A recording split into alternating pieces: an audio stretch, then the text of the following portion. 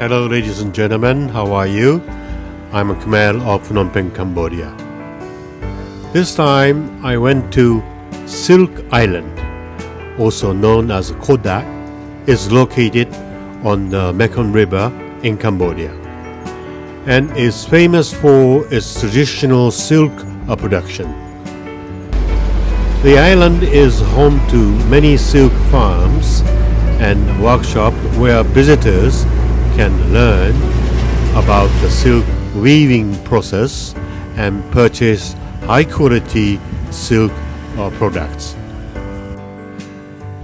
Silk Island is a popular destination for tourists looking to experience Cambodian culture and buy unique souvenirs.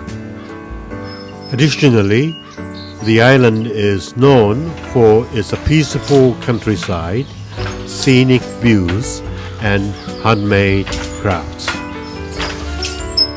Visitors can reach Silk Island by taking a short boat ride from Phnom Penh City. I hope you like this video, and if you like it, please subscribe my YouTube channel. Thank you very much for your watching. Thank you.